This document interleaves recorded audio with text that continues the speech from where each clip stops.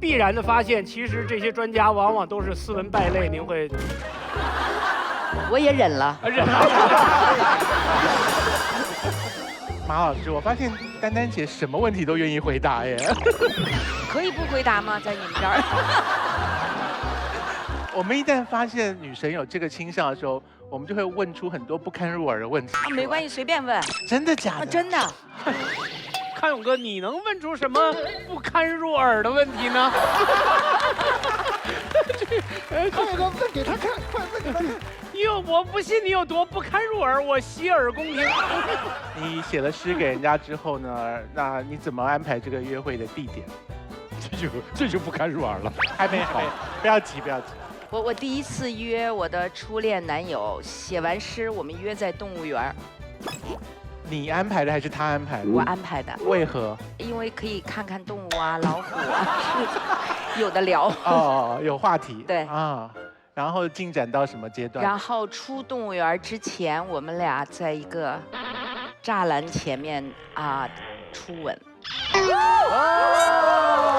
一次约会就初吻吗？之前已经写了很多诗了，我一直在等初吻。绕了一下午动物园，哎呦，我这轱辘必须掐了，这不能。对，就是您在栅栏这边初吻，那边的动物是什么表情？所以表示你写诗的时候已经有很好的判断了，觉得这个人是可以交往的。初恋不判断，盲目。对你就是被他吸引，就跟动物是一样的。所以一定要在动物园。很多人初恋结束的时候非常痛苦。你有吗？有。到什么程度？到后来我们分手。你们这是一个隐私类节目。本来我来做一个很高深的一个，哇，你们这个节目太厉害了。如果谈隐私就能混过去，我倒是也乐意。本来是以为是个哲学节目。对。他故事太好听了，我很想听下去。我们说到哪儿了？我还愿意说。我痛苦到什么程度？痛苦到我的第一个婚姻是跟他分手3个月。你为了补偿这个初恋的痛苦，对，我就立刻结婚。对。哎，丹丹姐，经纪人要不要拦一下呀？还要说下去了这个。康永哥，你怎么能这样？怎么了？你自己洗耳恭听的。不能再让蔡老师问了。知道时候初吻在自己房间里。初吻就把他带到自己房间去了。哎，等，我们就说初吻，没说别的事儿。没有，就是初吻。你在那里面有多少次初吻？初这个字就一次，然后就一次啊。不是我怕你老告诉别人这是我初吻，但是下次也还这是我初吻。今天好欢快，但是即便在我们这么欢快的初吻的时候，就是吃水不忘挖井人，感谢一下我们的所有赞助商，要是没有他们呢，谁能有初吻？感谢把你想买的零食拿捏的死死的，逛超市逛得爽爽的，感谢不负每一份热爱的京东独家冠名播出《奇葩说》第7季。山一程水一程订酒店就同城，感谢藏在微信支付里的同城旅行联合赞助播出。无论梦想多奇葩，一口一口实现它。感谢美味的创造者康师傅红烧牛肉面首期特约赞助播出。棒，往课上作业棒，唱出来真的不容易。感谢好成绩有人帮的作业帮直播课特约赞助播出。贝壳 VR 真是好，躺着就能把房找。感谢特别合作伙伴，全是 VR 真房源的贝壳找房赞助播出。只要有它暖肚子，再也不愁过日子。感谢暖富黑科技，好暖的苏菲好暖卫生巾行业赞助播出。找工作上前程无忧，会前程无忧。感谢带你前程无忧的前程无忧，祝你前程无忧行业赞助播出。谢谢我们所有赞助商。那今天是晋级赛，获胜的一方产生一个本场的 MVP， 直接晋级；淘汰一方将有一人被观众投票选出淘汰，其他选手待定。来吧，看看本期辩题。你是谁？你爱的人是谁？你爱的人曾经爱过谁？你现在的爱情将走往何处？奇葩星球研发站向您推荐星球首个恋爱点评系统——前任点评 APP。它能深入你的感情生活，帮助你了解你的爱人，分析你的爱人。你可以在上面查询到你爱人所有前任对他的评价。系统会综合这些评价，告诉你他是不是一个值得你全心投入的爱人。当然，每一个拥有前任的你也将被点评。APP 目前已经上载完毕，是否能够投入使用，需要星球每一位公民投票决定。那么，奇葩星球要推出前任点评 APP， 你支持吗？好，奇葩星球要推出前任点评 APP， 你支持吗？请观众用红蓝键来表达你们的立场，红键支持，蓝键反对，请按键。3、2、1。25人支持，75人反对。我们要请各位导师嘉宾来亮出自己的观点。薛教授，你支持吗？不支持。蛋总呢？支持。康永哥呢？支持。刘教授反对。来，我问问女神丹丹姐，丹丹姐，请你深刻的思考这道问题，做出一个慎重的选择，是反对。那您刚才前面点评了那么多，您这。您此刻已经10万加了。哎，马东你自己呢？3个反对是吧？对，我支持。支持啊！好了，等下要吵架了。大家吵架，3比3吵架。来，我们看一看啊，辩论双方是。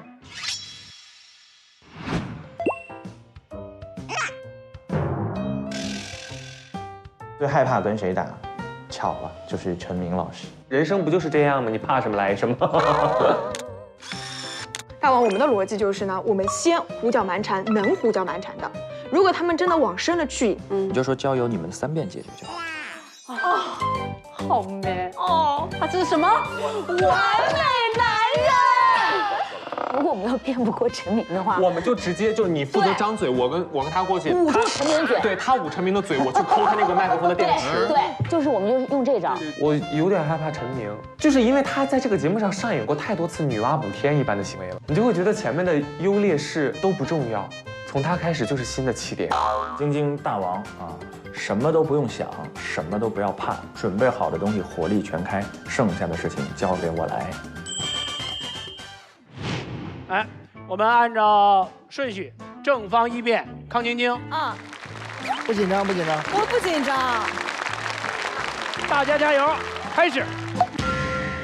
来，我们先来聊一下 APP 啊。APP 有一个什么特点？就是它一定会有一个图标，只要是一个图标，就肯定会有一个主配色，对不对？那前任点评 APP 的主配色能是什么颜色呀？绿色呀。哎，我们再想想啊，绿色的 APP 有什么呀？短信、微信、爱奇艺。所以说，只要是绿色的 APP， 我都支持。我告诉你啊，前任点评 APP 一旦上线之后，我希望我的前任们都来点评我。我倒是想知道，像我这样优秀的人，为什么用了一段又一段情啊，去换一身伤痕？我想知道呀，我想知道一个答案。来，你告诉我，我知道了之后会不会改呢？那再说，那是另外一个问题啊。我们分开了的事情，你肯定是有问题的，但是现在不重要。我现在更想知道的是，我有什么问题？那有了这个 APP 之后，也许我就会有一个答案了。I want an answer， 宝贝。如果你在这个 APP 上面，你给我答案，说的对，好，我幡然醒悟，我改正，我成长了。如果你说的不对，太好了呀，我分得对呀，我这叫豁然开朗，我更是一种成长。所以说，前任就是我爱情进步的阶梯，而前任点评 APP 就是实现自我成长的好平台。好啊，然后这个 APP 还有个什么作用呢？就是它还是专属的恋爱指南。孩子做作业可以有作业帮，谈恋爱为什么不能有前任帮啦？好恋爱呀，前任帮，前任怎么帮？我来帮，我一定会把我所有的经验倾囊相授。我会告诉你，他喜欢喝咖啡上的奶泡，我也会告诉你，他那双爱笑的眼睛里总是充满着悲伤。我这些用了3年才知道的事情，你3天就知道了，多好呀！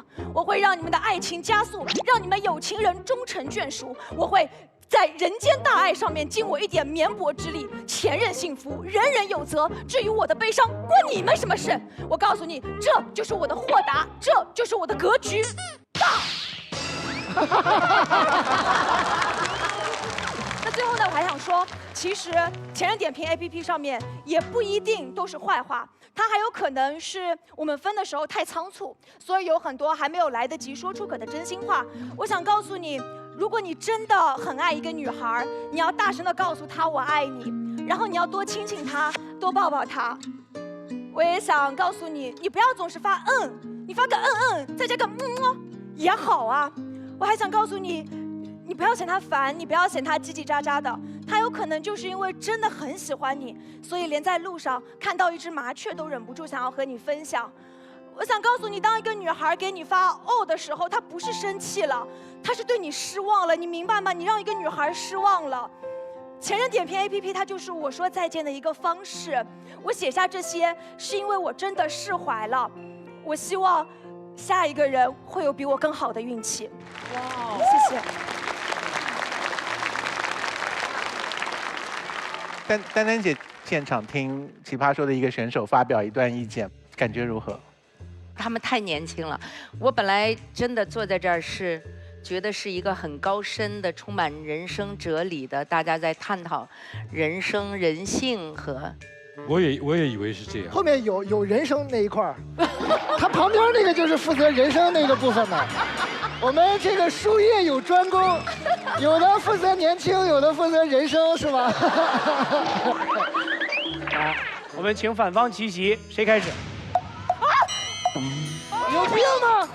梁秋阳，有必要吗？你摸着你的良心。该来的还是要来的，我不能垮。来，秋阳老师来，先握个手嘛，友好一点嘛。怎么回事嘛，秋阳老师？太过分了。来，说吧。来，康志金老师，我问你第一个问题，非常的严肃。刚才的4分钟，你到底说了什么观点？就是说我在这个上面写下的话，是我对你的一种放下。好，如果你真的放下他，你写这段话可以发在微博，可以发在朋友圈，甚至可以直接发给他，代表你的释怀。为什么一定要仪式感的写在一个 APP 上？是不是越有这个 APP， 你越难放下？这就是因为你说的仪式感，我就是想要有仪式感的放下。你弄混了，不是我们写了才能放下，是我们放下了才去写。有力气营造仪式感，为什么不用这点力气好好在一起呢？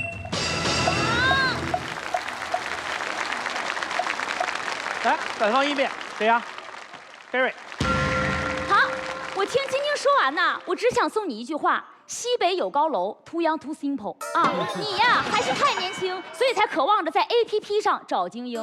姐就告诉你3个字儿：做不到。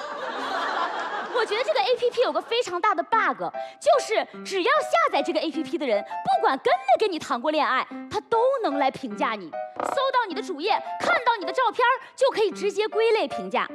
比如青青，高瘦白类；陈明，高富帅类；大王，刻薄女人类。哎，那我呢？你看这个爆浆颧骨，你还看不出来吗？什么？克夫类。哎，所以论点是什么呢？就这个 APP 它无法保证所有给你评价的人真的都跟你接触过、交往过，只能通过照片以貌取人，很不严谨，所以我不支持。第2个点，一下我的个人经历。我呢，其实也谈过蛮多恋爱的，每一个前任也都比较相似，基本上都是没车没房没钱，还都游手好闲，做事儿3心又2意，还喜欢撩妹打游戏。你告诉我，这样的前任我能写出啥来？我只能写脏话，脏话又打不上去啊！你这不存心要憋死我吗？你是不是呀，Sherry？你要客观评价。哼，姐妹儿，你想多了。我跟他在一起的时候啊，我觉得他又高又帅又活泼，没事我还帮他上京东清理购物车。我跟他分手之后，我觉得他又丑又老又能作，吃完饭还不刷锅。啊，我俩在一起的时候，我觉得夕阳无限好都没他好；我俩分手之后，我觉得千山鸟飞绝都没他绝。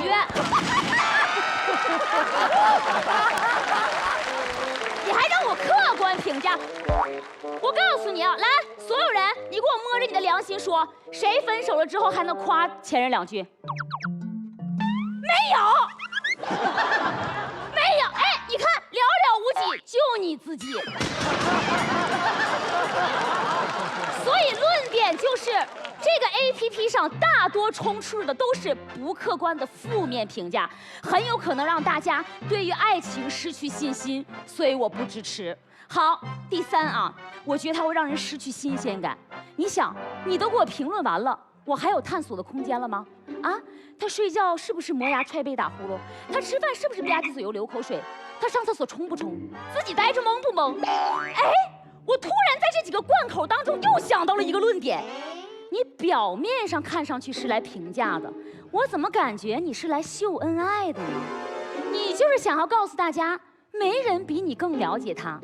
打开这个 APP 之前，我由于想了解我身边这个男人，所以我怀揣的问题是，这男的是谁？打开这个 APP 之后，由于我过于了解了身边这个男人，我的问题就变成了，这女的是谁？结果呀，这个女的用实际行动告诉我，她是秋高，因为我被她呀气爽了。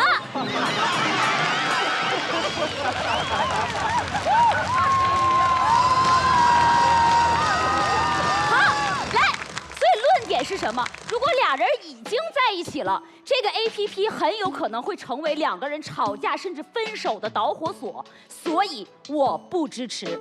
最后，我想说，大家发现了吗？如果你喜欢一个人，你却想要通过 APP 了解他的时候，你就会变成一个牵了绳的提线木偶，永远都是在跟着点评和分数牵着走。本来是独一无二的感情，它变成了货比3家的商品。本来我们可以用探索模式去了解对方，因为这个 APP， 我们只能用搜索模式去窥探对方。喜欢一个人要遵循自己的本心，而不是他人的声音。最后，我想对我未来的伴侣说，我不会支持这个 APP， 因为我不会因为你在这个 APP 上是100分就喜欢你，而是因为我喜欢你，所以无论怎么样，你在我心里都是100分。可以，厉害，非常。核心观点非常突出，你是秋高，我被气爽。好，那个正方齐齐，你加油。Sherry， 我问你啊，你说现任看到了前任这些点评之后，就会成为分手的导火索，对不对？那是不是因为你们感情有问题，才变成分手导火索，而不是我这个 APP 的问题？不，我觉得每一个人啊，跟谁在一起都是不一样的。我要是跟冯晓彤在一起，我说的最多的话就是你有完没完；我要是跟熊浩在一起，我就是那个叫了一整个夏天的蝉，根本不一样，好吗？哎，那这个所以跟我点评你有什么关系啊？当然有很大的关系啊！我跟你讲，你要是碰到渣男了，也有可能渣男先来评价你，为什么？2月春风4剪刀的剪了头发照样，所以有可能他反咬你一口。那我问你，我在这个 APP 上面是不是也可以告诉别人，这个男的喜欢家暴，这个男的喜欢 PUA， 提醒更多广大的前辈避免这个渣男？所以宝贝，他跟你渣，他不代表跟别人渣，所以这个 APP 上充斥的都是不客观的评价，你又怎么能用你的主观评价去影响大家呢？来，我问你，什么评价是客观的？如果你要看客观的，你可以去看百度百科。没有时间了，好，太吵了，对不起大家。没事。哎呀妈呀！这2个声音啊，就一直挂在这儿。哎呀，这个，我有一种坐公共汽车的感觉，你知道吗？我可以求学一下吗？就是剪头发那个什么东西啊？2月春风4剪刀，剪了头发他照样。就是这个渣男，就是改不了他的本性，他没准反咬你一口，我是这个意思。对。高明，这也是谚语吗？有很多这种类型的东西。巴山楚水凄凉地 ，responsibility。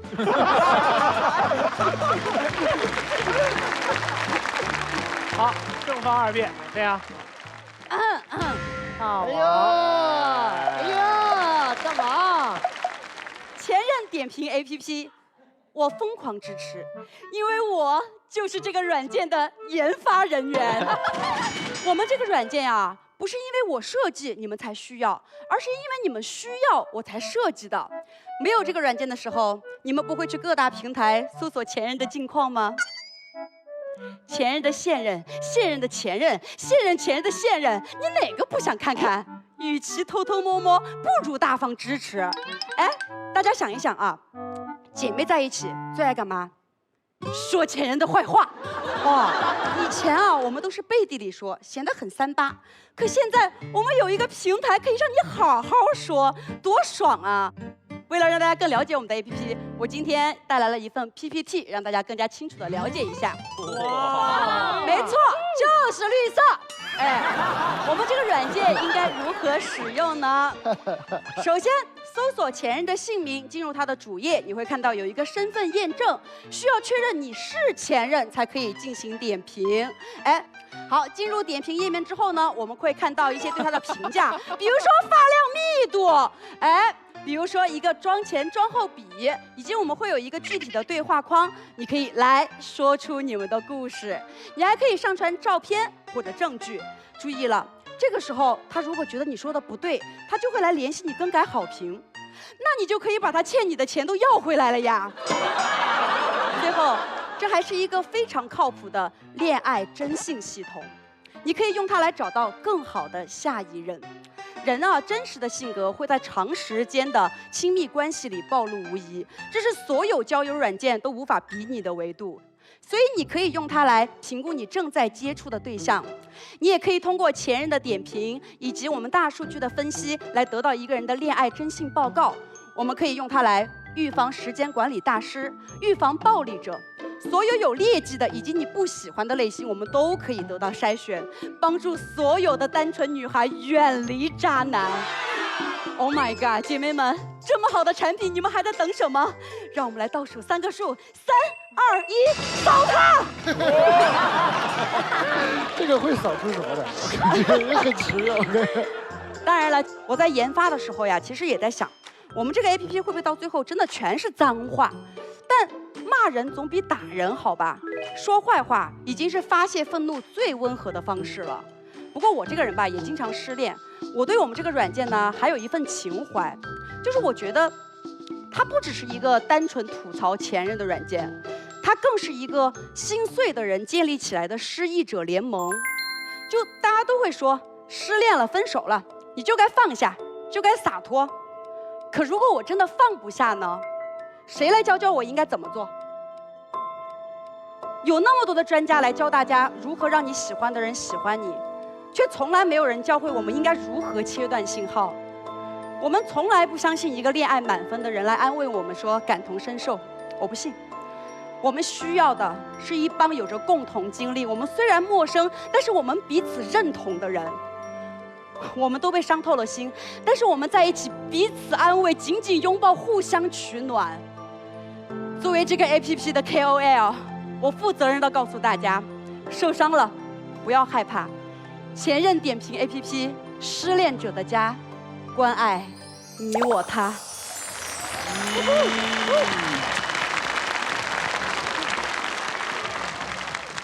刚才那个蛋总，我看你扫了他那个二维码，那是什么？东七门。因为还没有得到投资。哦，还没有得到投资。抓住一切机会宣传。好，来，我们反方二辩，冉高明。我第一个观点非常简单，我不支持，因为这个软件啊晦气。都说前任应该像死了一样，那这个软件不就是线上零元吗？不害怕呀？啊？来说一下这个评论客不客观，我就不说，我就有一个问题，这个评论怎么保证新鲜呢？我上一个前任还是我学生时代的事儿了，他能评价啥？冉高明，一个爱用钢笔的阳光男孩。你们看看现在的我，一个爱用眉笔的彩妆男孩。唯一没变的就是男孩用它说，既不客观又没时效，这种评论叫什么？这就叫屎壳郎喷香水，不值一文。了解一个人方法有很多，但最没必要的就是通过他前任的那张嘴，这是第一个观点。来，第二，有了这个软件，婚恋市场会更加糟糕。大家都参考评论找对象吧。有点评的地方就得有排名，点开一看，前任精选，人生中不可错过的100个男人，是不是有尝试一把的冲动？好饭馆要排队，好男人也得等位。下边评论区全是排队留言的，哥哥看我，哥哥爱我，哥哥什么时候快来爱我？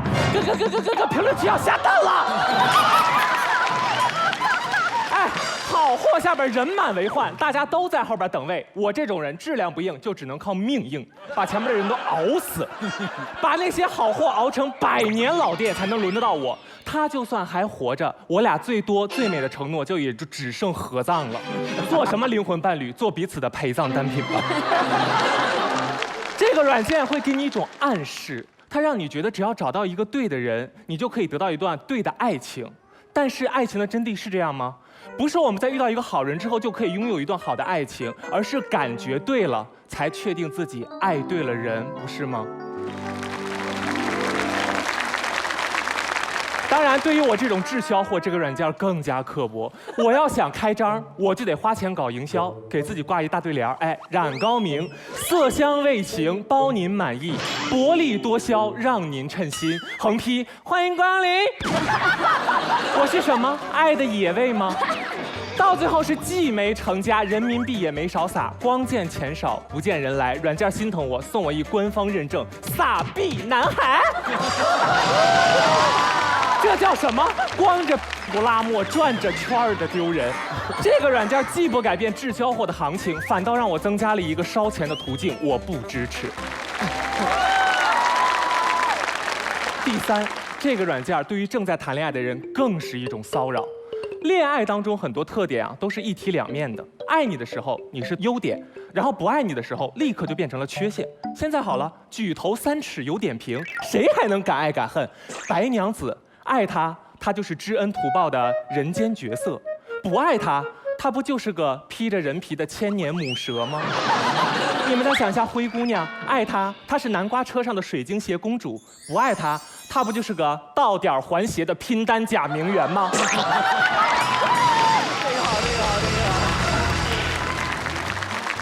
所有的特点都可以变成日后全世界看到的缺陷，谁还敢放肆相恋，对吧？对。最后一个点，我要回归说一点人话了。前任题总得聊前任。我在准备这道题的时候呢，我非常的害怕，不是怕我打不好，我是真的害怕我的前任会看到。我呢，也是谈过恋爱的啊。我应该算是一个非常糟糕的伴侣，在那段相处的期间，我们出去玩，每次都是他先给我发的信息是我到了。我每次玩游戏错过回他的消息，他都跟我说没关系。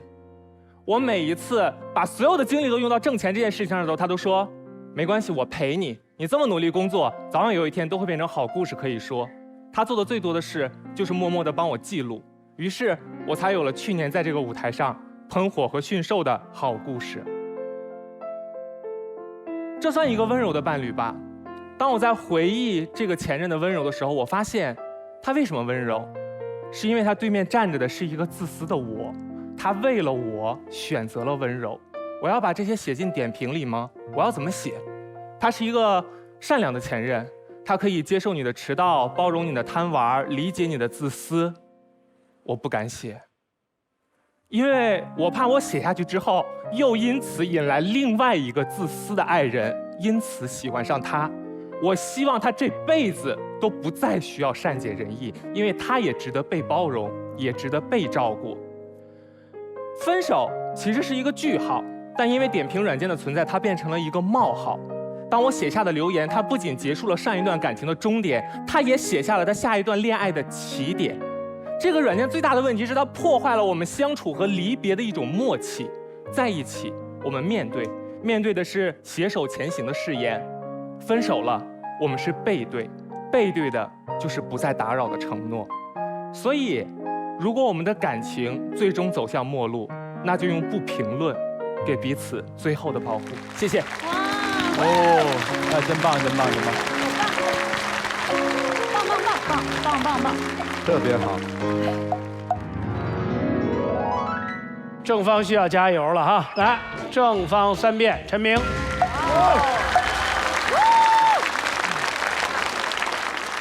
每次站起来都特别熟悉的比分情况，都是9打头，真的是都在射程范围的1半以内。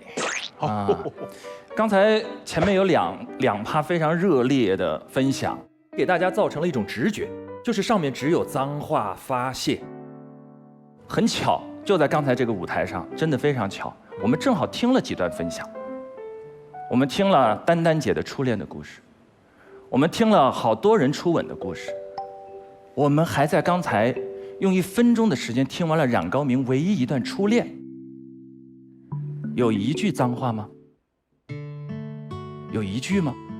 高明，这个 APP 只要有，你就把刚才你的最后一段一字不落的发上去。不，你不用发，你刚才站在这里，面对镜头，对着全国，对着真正的公众平台，就真正的做了一次标准的前任点评的范例。这个 APP 到底该不该支持？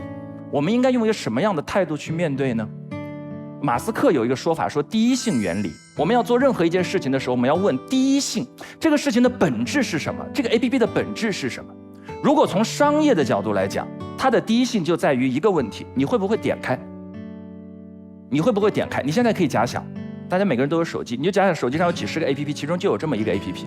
然后晚上你睡着了，睡着之前呢，你一个人，你想不想点一下，找到你前任的页面？看一下他的前任是怎么评价他的，你想不想找一下你的现任，看一下他的前任们是怎么评价他的？你想不想找一下你呀？高明，刚才最后的那段话是你的前任最美好的寄语，你一点都不想知道你在他心目中是什么形象吗？我不信，我不信，你的前任在你心中用4、5年的时间留下这么深的烙印，夜深人静的夜晚，你会是第一个点开他的人。你心里有一个空间，我就想看看，5年了，我在你心中到底是一个什么样的人呢？只要那个夜深人静的夜晚，你们愿意拿出手机，你们愿意点开它，搜一个名字，找一幅照片，看一段话，这个 APP 就有生命力，这就是第一性，因为有人用，有人点，它就能活下来，它就能活下来。当然，这只是商业维度上的，如果我们再延展一点。这个前任点评 APP 真正的落脚的第一性是信息效率，你知道吗？这个 APP 延长了你们所有人的生命。往前推20年，你可能要用20年的时间了解一座城。可是大数据的时代，只需要1、2个 APP， 你就知道这里所有的路，甚至小路。你就知道哪条路有没有堵车，你就知道这里的馆子的排行，你就知道有辣或者不辣的。你们刚才说所有的美好要亲自去体会，美食的美好也需要亲自去体会。可是这不影响那么多美食点评 APP 做你的一个参考。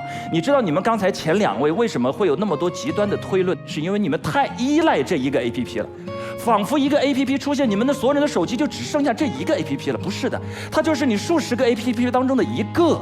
他给你提供多那么一点点信息做参考而已，他不会指导你排着队去爱谁或不爱谁。所有关于爱的感受依然是你去相处去追逐，他就多一条信息，看一下就好了。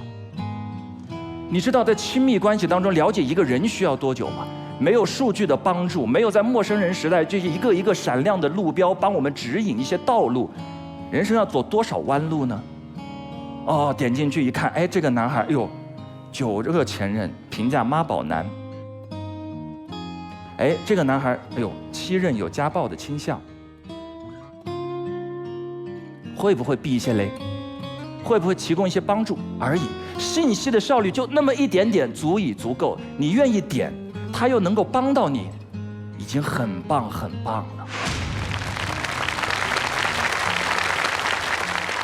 当然，我最后很理解刚才高明还有秋阳都提到的一个至关重要的问题，就是分手是一个句号。分手就如同逝世，分手就要彻底的放下。这个 APP 我老是去点评，是不是不容易帮助我放下呢？我想到了一件很真实的事儿，之前有过一个线下的展叫失恋博物馆，它展出的是那些最普通的情侣在生活当中最普通的印记。我正好在那个展到武汉的时候去看过，它里面有一条织的歪歪斜斜的围巾，然后有一张桌子满满的火车票，所有的一整张桌铺满了火车票，都只有2个站，只有 A 城和 B 城，来回来回来回，然后到最后就是最后一张。他们的时间间隔在越来越宽，然后再没有去过那座城市，再也没有去过，再也没有去过。那个展出的那一瞬间，很多人走到那儿就挪不开脚步。那一瞬间，你才知道有那么多异地恋经历的恋人，他们都有那么满满一桌的火车票，但在他心里，在他抽屉里，在他一个钱包的那一层里，他就放在那儿，他再没有动过了，他再没有动过了。有时候我们老是问，我把很多痛苦的记忆封存在那儿，是不是就消失了？我告诉你，封存本身不会消失的。你的心脏里腾空了一个小小的空间，把它全部装在一个黑暗的地方，它只会默默地发酵。你不痛，它不疼，不代表疼就不在。你走到那个桌前，你突然看到满满一桌高铁票，那彻底的蓝的时候，你啪你就波动了。你没有哭，但眼泪它自己往下流。你并没有释然，你只是装作释然而已。可是这个展的物品的提供者在接受采访的时候，分享了一个极其有意思的观点。他说，当他把那一桌车票拿出来摆在那个展厅那一瞬间，当他看到还有一个人走在他面前，同样跟他流下一样温度的眼泪的时候，那个心底最黑暗的角落的某扇窗被打开了。各位，人类没有那么孤独的痛苦，我们有70亿人，你知道吗？所有你在人生最黑暗的时刻、最痛苦的那个瞬间，感受到一切的压力都在你身上的时候，你要记住一件事情。一定有远超过你想象的人跟你感受过同样的疼痛。那一瞬间，当他看到桌面的时候，他突然意识到人类雷同的悲欢在各个城市车轮般的绽放。没有那么孤独的痛苦，就是释然的第一步。因为那种共鸣，那整整一桌火车票被打开一瞬间，那种共鸣突然让你意识到，我还没有那么惨，人间还有一点暖。这件事情我要带给各位，也要带给屏幕前的所有人，因为你知道，就在前天晚上，在我们学校里又有一个孩子站上了高高的楼顶，这件真事儿。然后各个学院的学工的老师都要跑过去，然后问到底怎么了。人生总有那些时刻会出现，但那个时刻一定要在心中跟自己说一句话，就是我经历过的那些最极致的疼痛，在这个世界上不是只有我经历过，绝不是。而如果你愿意把它在一个空间绽放出来，寻找这一点点温暖的共鸣和希冀，那是你抵抗最黑暗的时候最后的力量。这个 APP 可以给你开一扇小窗，不必用它点亮你整个人生，但记住，留一扇窗又有什么不好呢？谢谢，谢谢。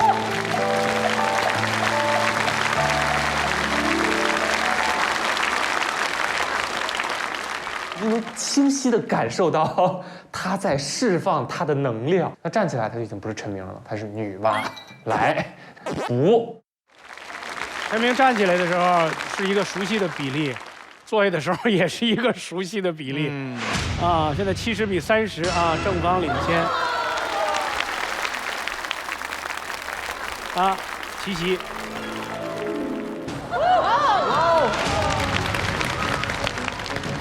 大家发现了吗？学长刚刚说的很动情，他举的都是一些幸福的例子，不是所有人的爱情都能够像高明，都能够像丹丹老师那么幸运的。我的前任可能就是因为伤害了我，我是不是要用这个 APP 一次次的揭开自己的伤疤？我的伤疤什么时候才能愈合？我刚才是2块，前面一块是幸福的例子，后面一块有极致的痛苦。如果你还在痛苦当中，你可以在上面去找寻一些非常有共鸣的痛苦，那一瞬间那个种不再孤单是驱散它最好的方法。好，所以老师的例子就是信息越多越好嘛，对不对？我要告诉大家，感情的世界里真的不是信息越多越好。我和我男朋友之间的爱情，我为什么要通过他前女友的声音去了解？这完全就是在给爱情制造荆棘。这是一个阳光下的表达，但我坚信 Sherry， 以你的性格，我你晚上不相信。还是会点开它的。我不，说实话，我不会点开它，老师。你会，你真的会。陈明老师始终觉得这个 APP 可以给我们做一个参考。我想告诉大家，我们是谈恋爱，我们不是做练习册，我们用不着那么多参考答案。爱情最重要是实践，不是参考。老师，还是保持着交火状态啊。其实我心里真的是怕死了，但是我还是刚住，我挺过来了。来，反方3辩，梁学阳。各位好，陈明老师搞错了一件事情，他告诉我们，这个 APP 可以延长我们的生命，原因是它可以提升我们的效率。可是他弄错了一件事，如果这个世界上还有一件事情我们是不应该追求效率的，那就是爱情。晶晶在一开始的发言的时候告诉我们说，我原来需要花3年才能了解这个人的事情，我现在3天就可以通过这个 APP 告诉你，听上去非常有效率。可是如果没有我一点一点了解他那3年，我就算知道了那个信息，我真的获得了这段感情吗？我就算知道了这个人的某些资讯和情报，我就真的了解他了吗？你要知道，这个世界上不是资讯越多，你就真的能越了解对方。拿陈明老师特别喜欢讲的了解一个城市需要3年来举个例子吧。我们现在特别喜欢用其他的点评 APP 来探索这个城市，可是我们真的因此更了解这个城市了吗？没有。自从有了点评之后，我们去吃饭一定会找必吃榜，找周围的口味榜，找评分高的那家店。我们看似得到了很多不需要花费任何时间就能得到的选择，可是我们失去了什么？我们失去了探索的理由。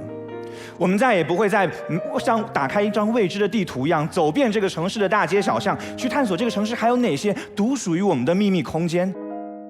面对一个人也是一样的，当他的过往像一份档案一样，被他的前任淅淅沥沥的写日记一样呈现在你面前，你获得的是对这个人的了解和热爱吗？不是的，你对这个人会失去兴趣，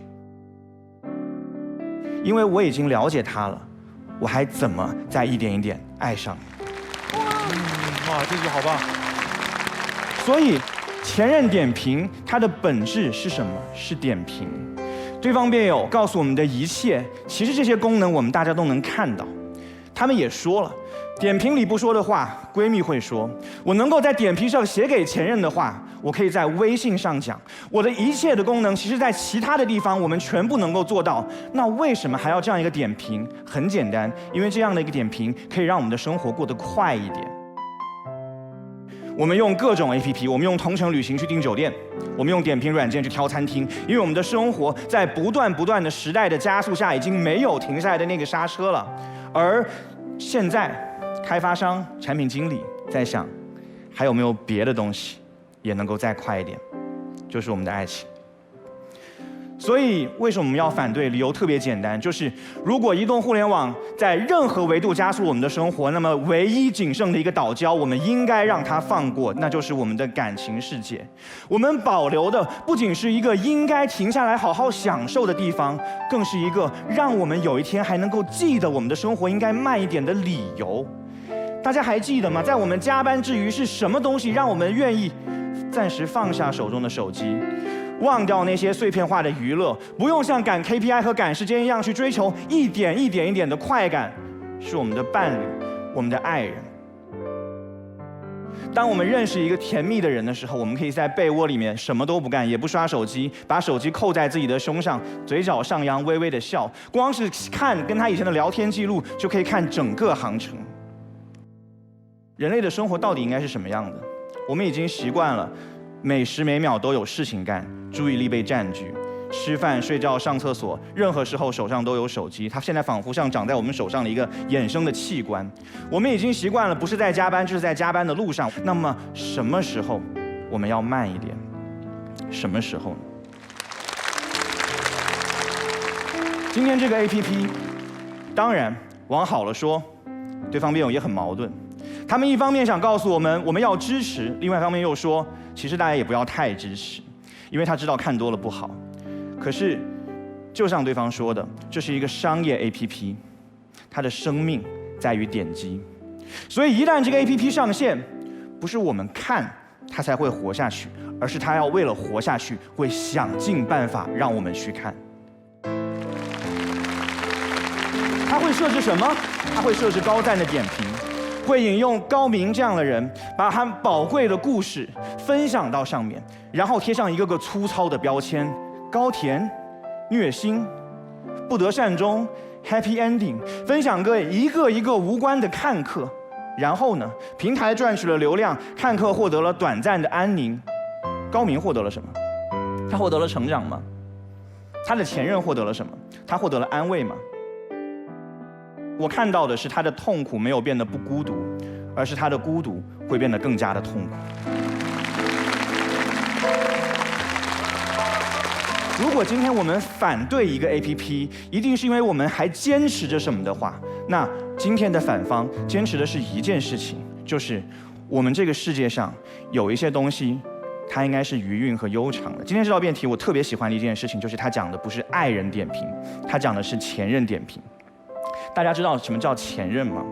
在我的理解里面，前任的代名词是回忆。我不管我有过多少个前任，我不需要记住他们每个人的名字，因为那些忘不了的人和事，自然会成为我的真生命。回忆应该像酒一样，我在喝第一口的时候，我是闭着眼睛的。我在咽下去的时候，能感觉到我喉头一点点的耸动。我喝完之后，那个余韵会在我的口腔和眼眶中发酵，我会感觉好像不自觉地流下了一滴泪水。而这个过程，它不需要答案，它的每分每秒就是答案。我很讨厌一句话，叫做“有情人终成眷属”。凭什么有情人一定要终成眷属？谁规定的？真正的有情人，在一起的每一刻就是永恒。所以老实说，我反正这个 APP 的理由，如果要说最后一条，就是它强制的把我们拖上一条快车道。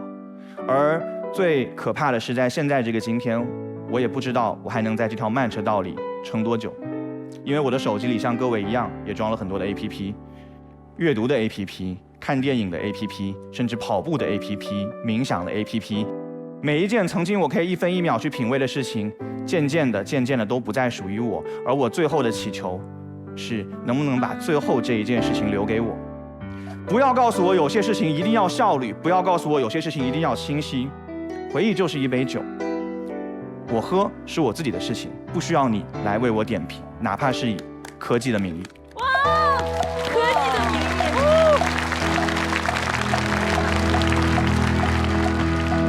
你们是故意的吗？现在又回到28票。哇！啊，正方齐齐。好，有请。来，秋阳，人是不是有很多类？当然。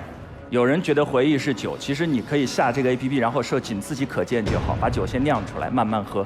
但还有些人是分享型的人格，刚才这样的故事，这样的美好，让更多的人知道。你为什么因为你的不喜欢就把这条路堵上了？那为什么因为你的喜欢就一定要突然强行开一条？因为它只是其中一条路，并不是唯一的路。爱走的人走，不爱走的人不下，不就完了吗？按照你的这个逻辑，这个世界上没有任何一件事情应该不支持，因为总有喜欢他的那一小撮人。我们今天讨论这个问题有什么意义呢？违法的事情就不支持，这件事情又不违法，又不违反公序良俗，又有那么多切实的市场需求，只聚焦到不喜欢的事上，会不会以偏概全？当然不会。但是我告诉你，因为这个东西只要有一部分人做，它就会吸引其他人必须做。为什么？因为我会受到歧视。我去婚恋市场上有一个人下了这个 APP， 他发现我没有下，他就会好奇你是不是心里有鬼，所以不敢下。因此有一些选择看起来多一个选择，却夺死了别人其他所有的选择。这是过度依赖的结果，并不是软件本身的错，是你的心态需要调整。商家希望的就是我们每一个人都对它过度依赖。啊不，我们相信这里有非常多非常好的点评的商家，他们只呈现客观的信息，提高大家信息的效率，但大家如何使用是个人的事情。而商家的权利正在于它可以引导我们怎么使用。大家有没有发现，写日记和发朋友圈有什么差别？朋友圈你的表演感会更重，为什么？因为有一个小小的点赞按钮。所以，如果你真的需要真相，如果你真的想要缅怀，写进日记，亲口告诉他不要用点评。啊，我们现在开始进行自由交火环节。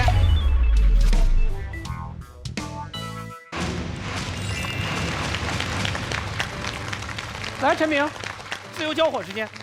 一切的点评本质上都是前任点评，我们在点评前任的快递员、前任的滴滴司机、前任的店主。可是我们所有人心里其实都知道，流动性就是这个世界的本质，不用担心这一点。当然，我也理解丹丹姐说，万一有人傻到连这件事情都不能理解怎么办？设置权限。因为双方都是实名制，你可以来对所有对你的点评进行一个评论，非常好的也解决了保护隐私，同时限制网络暴力的问题。所以归根到底，我们要考虑的是第一性，就是我们有没有了解这些信息的需求。如果有，后面这些延伸的问题都可以逐步用技术来加以解决，而不是把根刨掉。这就是我们进步的基本理路。谢谢。来，我来。我听不下去了啊！说什么？哎，饭馆点评谁点评？顾客点评。顾客点评是什么？是有人爱吃，有人不爱吃。这个东西最起码叫一个客观性。今天你们4个人把这个天给我说破了。前任是什么？就是不合适的那个人。这单到饭馆里像什么？就是我今天想找一家川菜馆，问谁？问那个不吃辣的人。你觉得这家川菜馆怎么样？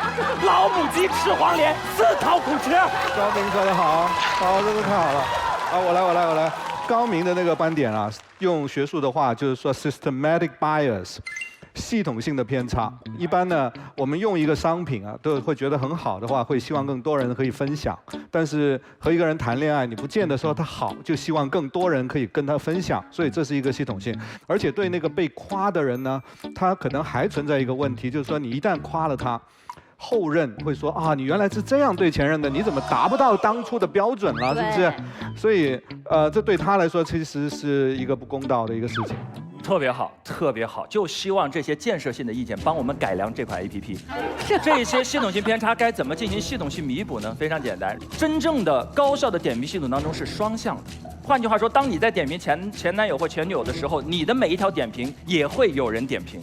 所以这就是刚才大家说我们都是骂，不会的。为什么不会？因为你知道，你的名字也会印上这个印记。OK， 观点是清晰的了。来，刘教授。这个 APP 如果可以的话，它启发我出来一个更大的 APP， 就是把每个人的恋爱记录现场实况转播，因为都会有人需要看，不是有需要，它就应该成立了。刚才陈明的这个论点里边没有区分可以的和应该的，我们可以做什么？可以对每个人的智商做一个评价。对每个人的身体健康做一个评价，有需要吗？当然有需要，工作单位都需要知道你的智商、你的身体状况。这里边刚才所有的讨论里边都没有涉及到隐私权的问题、真实的问题。然后，正方还有一个观点，他一方面说爱情很坚强，不会因为3、2句差评而改变你；一方面说它很有用，它会让你防止什么？它既是有用的，又是没用的，好像是。最重要的，我觉得秋阳今天说了一个非常重要的观点。在这个世界上，有些东西我们是取用关系，餐馆、服务、京东，人不是取用关系。哈贝马斯把这个分成2种，一个叫系统，一个叫生活世界，友谊、感情、爱情、伦理生活。现在是系统殖民了生活世界，这个需要我们非常警惕。太帅了。非常感谢刘老师的分享。我恰恰觉得这款 APP 是真正帮我们从这种殖民解脱出来最要紧的武器。因为我想到了什么呢？我想到了我女儿上小学的时候，是有对父母进行评分的。这是一个亲情，这不是功利关系，也不是取用关系。但是即便如此，作为父母，我对孩子对我的评价，我觉得非常宝贵。不过陈明，我一定要打断你，刚才说的是，请讲。刚才说的是这个评价可以让人更有效率的来获取真相，获取真相，对孩子，对，这就是一个效率原则。效率就是系统的原则，就是工具理性。刘老师，而且恰恰因为只议论前任，你这孩子又议论父母了。你现在这个偷换概念，偷换的很厉害。先解释刘老师的问题。刘老师刚才的类比说的是人与人之间的关系，我提出亲情。好，刚才丹丹姐说，可是有前任，非常好。你知道他要每一个学期评价前一个学期的老师哦，向全社会实名公开的吗？是在范围内公开。所以我们家可以也打分，孩子给父母，父母给孩子打分。所以在家庭内部，我们的 APP 可以设置观看权限，你可以是朋友圈公开，或者仅2人可见，仅1人可见，或者面向全社会。那我何必要你这个 APP 呢？好，来看看反方选手有什么要说的没有？如果全社会公开是不易的话，来，刘教授，来，急眼了，来，自由交火时间，来，秋阳开始。我解释一件事情。为什么刚才陈明老师说的那种温情的情况不会发生？特别简单，因为女儿对他的点评是人与人之间的沟通，可是今天我们讨论的叫做 APP。APP 的背后是什么？是算法，算法是没有感情的。当我写一段点评的时候，这个算法会给它贴上标签，推送给认为想看的人。我的点评文笔好，点赞数多，就会被更多人看到。我对一个人的批评，哪怕是事实，只要因为我写的不够好，就会在算法中下沉。算法追求的是什么？恰恰是我们认为爱情中最不需要的效率和利益，那就是系统。对，马老师，面对那么多的高手，那个蛋兄的跟不上了。跟不上，他就完全就是思绪就是大脑转不过来了，是吗？没，我可以问一下刘老师，你觉得隐私权这个事儿我们还守得住吗？我也同意应该守，当然应该守，但我认为还有很大程度上在守。我也认为已经不可以守了，根本对，要不然守不住的话，完全守不住的话，蛋总现在也不会坐在这个地方。其实我们一定程度上就是出让了隐私才可以坐在这儿。蛋总，我认为隐私真正的隐私都守住了，现在在网上可以看到的都疑似隐私，对，很多是假的，是一个扭曲的。在网上的我们家住在哪儿，我们家的房子全是瞎编的。那不一定，那不一定，那不一定。丹丹姐可能是在误导你，是吧？一个信息干扰。就是500米的豪宅，难道根本是假的？不是您的第2居所吗？这。胖哥好像改变立场吗？现在？哦，没有啊，就是我从头到尾，从丹丹姐回答完我的那个初恋的问题之后呢，不是，我就是很想要激怒她。所以他火了，我特别高兴。刚才陈明提到那个很诗意的讲了一段失恋博物馆，这里边都没有讲这个人是谁。你要知道人间的这些悲欢离合、这些感动东西，伟大的文学、伟大的戏剧、伟大的段子都可以给你启示，用不着一个实名的带有偏见的前任给你来评价。这个我同意刘老师的。我非常同意刘老师的观点，但是你是在跟人性交流，不是在跟教授交流。大部分人不接受你这个的。现在网络上，事实上这个前任点评 APP， 我们在讨论就很荒唐，这东西已经存在了，只不过是散布在社交网络里而已。你多一个前任点评 APP， 才能多一些你们这种理性的声音回击那些不理性的声音。对。我们在假装自己活在一个真空里嘛，已经存在了，在这儿它回不去了，朋友们。哈哈，从我们用上这个的时候，它已经回不去了。不是它存在不存在，对，我们讨论的是我们支持还是不支持，不是讨论它现在是否已经存在。可以讨论。你审题了吗你？对。他跑题了。我真的很喜欢你这种投入的精神。你们是因为每次都参加，然后你们都是假的，是吗？不是假的。我觉得到目前为止，今天的观众是非常可爱的，是因为到目前为止他们居然回去了，就是没有任何一个人被任何一种观点所说服，全都坚持笃定在自己的原初的那个立场上。来，我们听双方结辩，先开后结，所以反方梁秋阳结辩。最后我讲这道辩题的最后一个我们还没有涉及的词就是点评。我不知道各位怎么看，在我看到这个辩题的时候，我就对这个题产生了本能的不适。这是一个有高度的词，我凭什么点评另外一个人？谁又有资格来点评我？哪怕他是我的前任，感情是我们共同经营、共同度过的，他凭什么来为这段感情盖棺定论？我非常不同意刚才陈明学长说丹丹老师是在点评他的前任，在我看来，丹丹老师是在分享他心中的感觉。他无意去点评任何人，因为回忆是我自己的，谁也夺不走。可是你的人生是你的，我也没有资格来说三道四。在我们今天这个时代，有一种特别有意思的冲动，就是我们特别喜欢把粗糙的标签贴上每一个人。一个女生长得好看一点，仿佛就是绿茶；一个男生好像稍微不那么直男癌一点，就好像是一个渣男。可是当时我们爱上的是因为他是绿茶吗？我们爱上的是因为他是渣男吗？如果有一天我的恋人抛弃了我，我也不会因为认为他是渣，因为我知道我爱上的是那个丰富的具体的人，而不是在点评软件上的那一个个标签。所以不要去点评，因为放弃语言的论断，我们才能获得更大的自由。谢谢。双方结辩，陈明。那我说2件事，第一件事情是点评，第2件事情是被看见。点评是一种权利，对方说你有什么权利来对我点评？不好意思，我们有，这就叫言论自由。我们有过亲密关系，我们共同相处过一段时间，你有什么权利让我不对我们共同的经历和回忆，哪怕发出一点点声音呢？这就是我们的权利。评价本身就是一种掷地有声的权利，只不过我们该如何限缩它，如何让它不侵犯到更多其他人权利的边界和隐私，这是我们在这个 APP 当中共同面对的。所以人没有那么高贵，每个人有为自己的前任发出声音的权利。我们也可以跟闺蜜抱怨，我们可以发一个朋友圈抱怨，我们也可以在一个 APP 上写上一段话，这没有什么。而第2件事情是被看见。如果有这种权利，我们又为什么要支持去行使它呢？刚才大家都在说隐私，我前段时间上了一次热搜，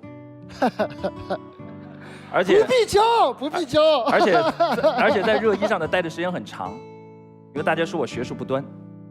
在我看那条热搜的时候，我最感谢的就是2014年我在写博士论文的时候，导师当时跟我说，你要记住，你的每一篇、每一个字、每一段话，将来都会被人盯着看。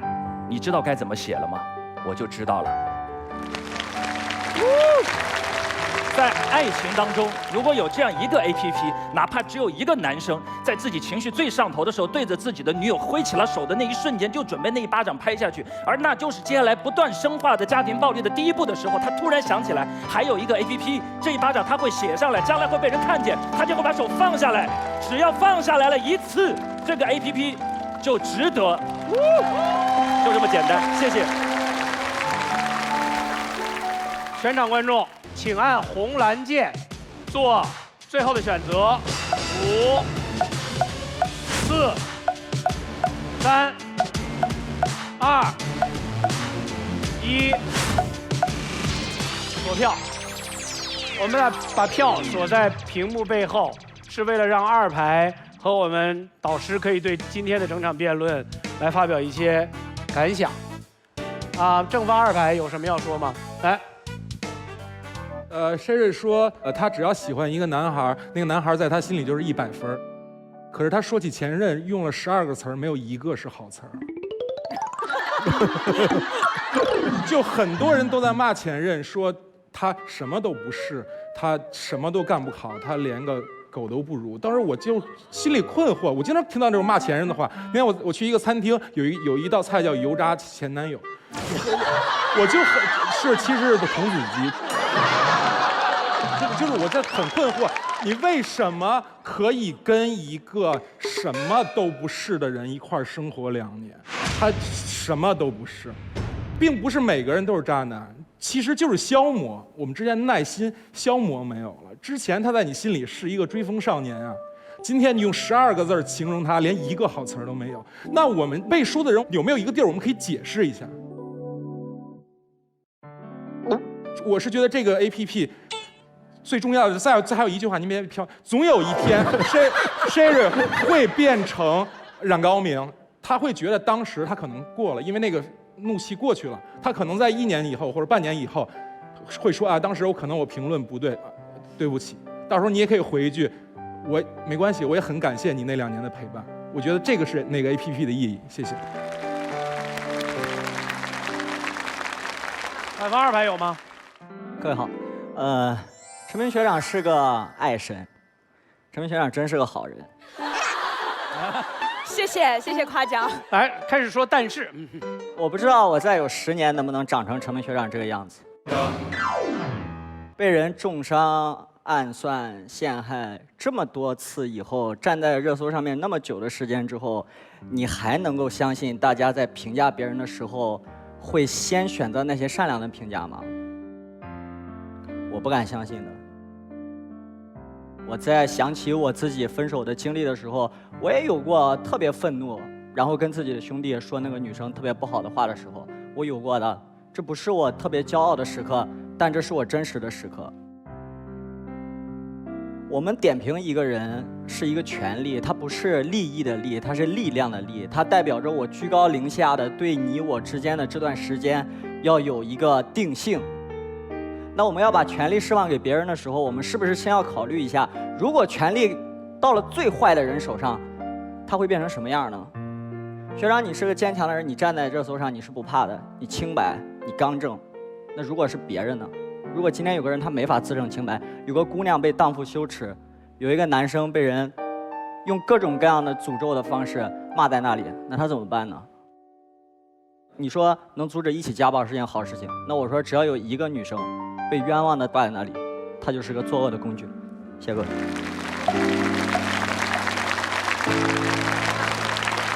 我就要记住你的名字，你说的太好了。我叫严文凯。我们来看看导师席上对这个问题的点评。您来说说您的反方立场吧。我觉得今天大家没有讨论到一个观点，就是说什么东西适合用来做公众使用的点评啊？通常是一种商品或者一种服务，它提供给大量的人、许多人去使用的这样的一种场景，适合用一个公共的点评。那么我们来看，我们的恋爱过程，第一，你是不是一个摆出来让大家使用的这么一个产品或者一个服务？第二呢，你自己是不是一个标准品？你自己不是一个产品，也不提供一种标准化的服务。那么另外一个观点呢，就是数学里面有一个叫大数定律，是说你的样本足够多的时候，随着样本越多越客观，越接近它的期望值。那么如果那个点评数非常少的呢，它的那个点评的离差就很大，就是大起大落，一两个人在那点评，要么说他夸上天，要么就说的一文不值。但是呢，谈恋爱刚好就遇到一个悖论，你要这个 APP 给你一个非常公正的一个评价的话，就必须样本足够大，而且随着时间的分布非常大，它的样本空间不可能多，所以它的评论一定是不准的。所以呢，我觉得我们的谈恋爱，我们要记得，我们找的呢不是一个通用的标准品，而是要找的是独特而适合自己的非标准品。谢谢大家。蛋总，你为什么要投正方？我就是我就觉得这事儿已经发生了，何必呢？在这儿假装那个，没事。我觉得刘老师说的很好，其实他就分，咱们这个叫什么叫应然和实然是吗？对吧？应然和其实你是知道的。对，我知道。我也知道你知道。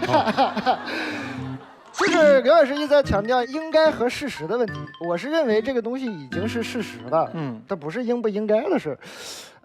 有一个艺术家吧，应该是艺术家，叫安迪沃霍，是安迪沃霍。安迪沃霍呢，曾经应该是在60年代说过一句话，叫在未来每个人都可以做15分钟的名人。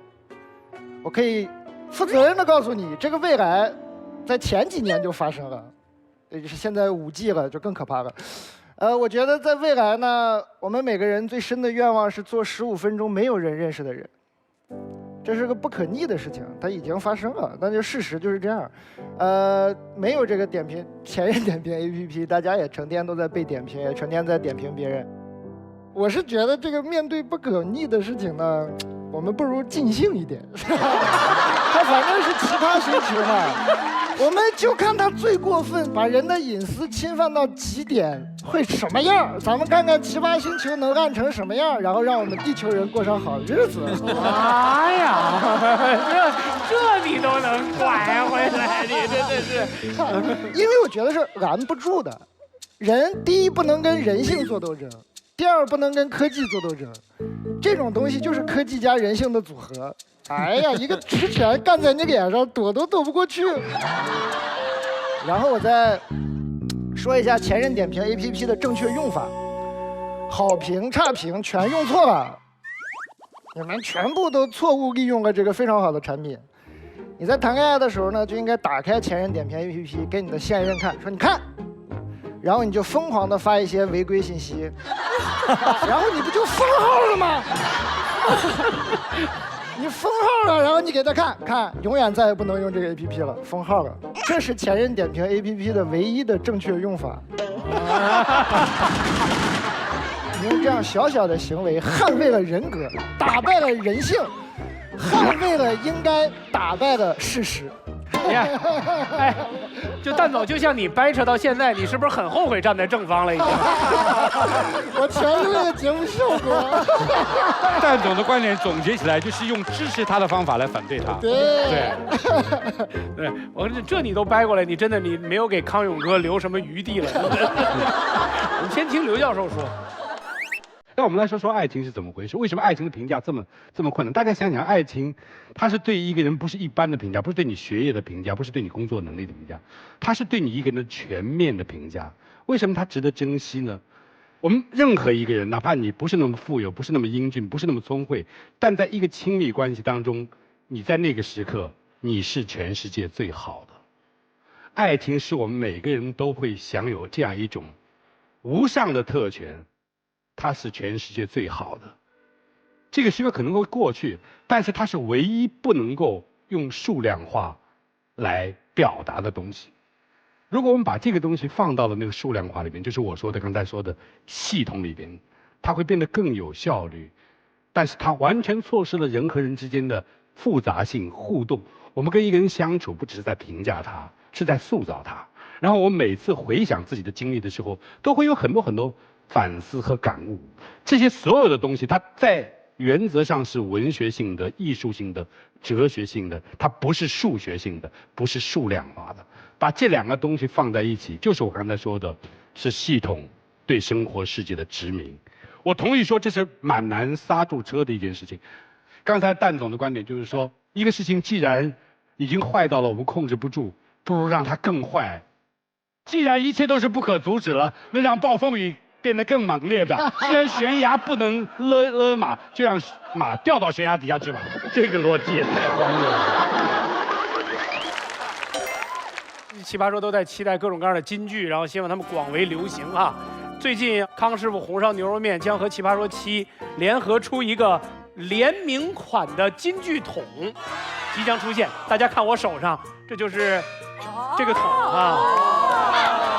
哎，因为还没出来呢，所以就科技，它会披到这上面的。大家可以在京东买到啊。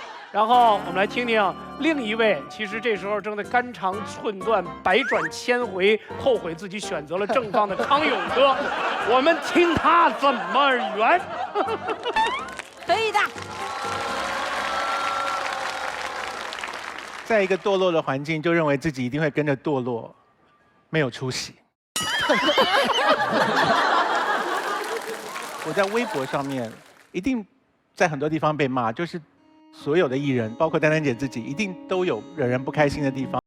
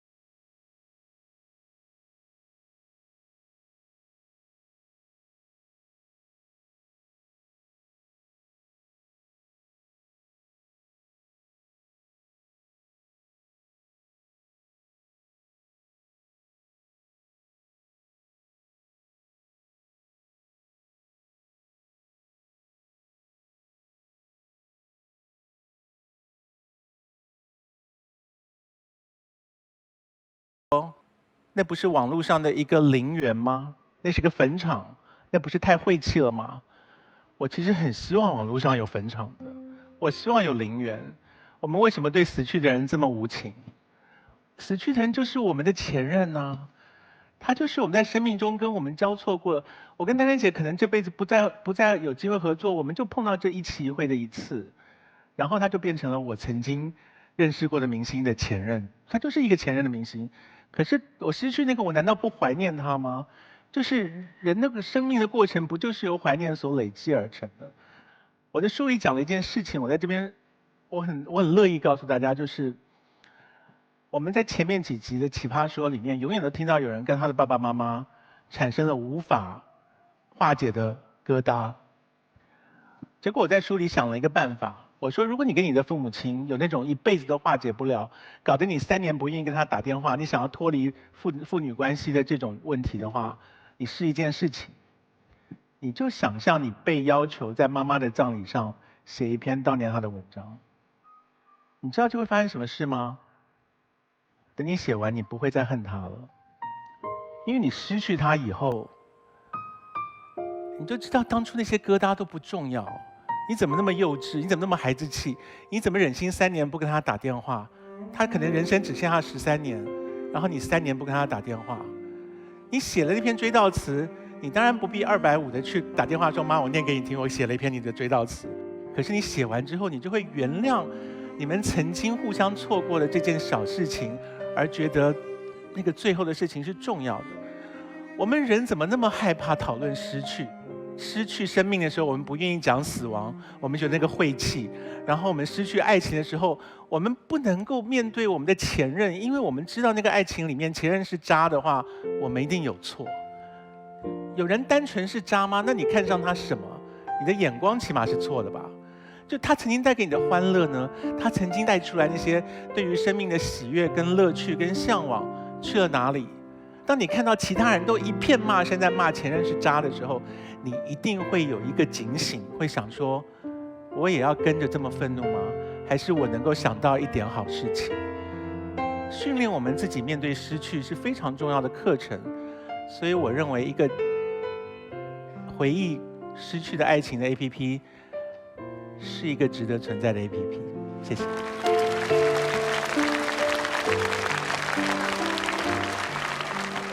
你现在是不是没那么恨他了？特别恨。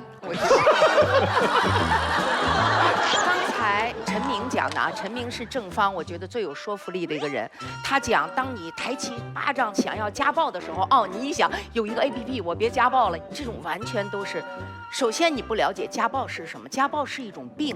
我认为家暴不是说因为他打下去他就痛快了，他要把他打得鼻青脸肿之后，他要享受的是那个把他哄好，然后他们再热烈，他享受的是那一个轮回，然后哄好之后再家暴，再把他想办法把他跪地求饶的哄好。家暴是一个心理病症，所以你那个就这一想 APP 在我就别打了，这是不可能发生的。首先啊，这是一个插曲，然后我讲你。你刚才举了2个例子，一个是我跟你，一个是他跟他妈，这俩都不是前任，咱俩互不是前任，是吗？他跟他妈也不是前任，我们在讲的要说一个前任的 APP， 我都不知道你在讲什么，然后那么美好，你要讲的你要注意，你的前任他有可能是20年前的。对，丹丹姐说的对，你必须把它反过来，我都不想看你的书了，好可爱。你讲的这个前任，最后他有可能是别人的母亲，也可能是别人的奶奶。然后你用你那么不成熟的思想，你再讲一个不成熟的年轻人曾经跟你有过一次恋爱，你根本毫无道理。哎呦，气死我了！丹丹姐，咱这是一波的，咱们都一伙的，不生气，不生气。啊，这个节目我觉得我还是别参加了。我把丹丹姐气着，真的是，你是秋高，我是气爽。讲完了吗？还没讲完，还没讲完。然后还跟你妈妈还有葬礼，然后你妈妈死的时候你讲几句话，那叫前任吗？我的妈呀！我现在只关心一件事情，这是丹丹姐，令郎过得可好？我儿子在准备那个发言稿，就是妈妈，当你离开这个世界。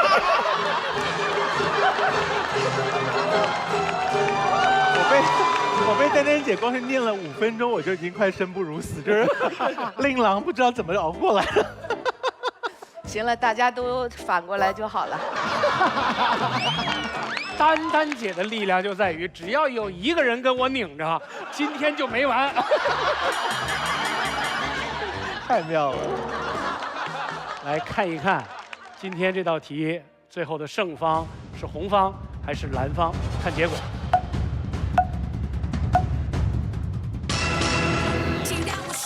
谢谢。恭喜正方。然后正方获胜之后，我们要在正方3位当中选择一个人，确定晋级。正方3位，我们依次给他们投票。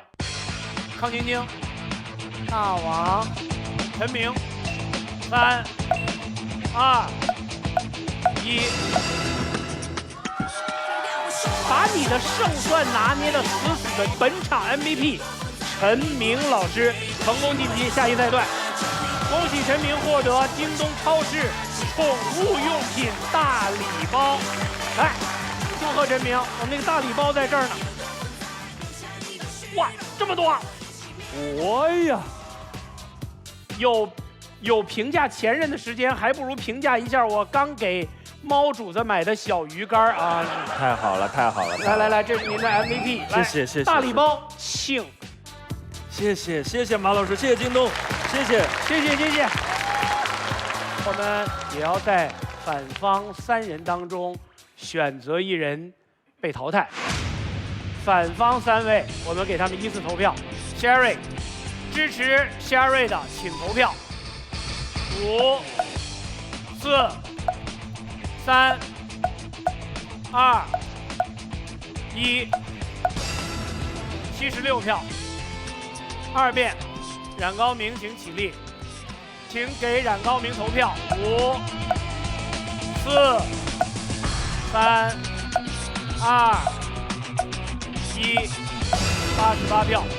梁秋阳，请起立，请给秋阳投票。5、4、3、2、1， 85票。3人当中获得了76票的 Sherry， 在晋级赛当中被淘汰。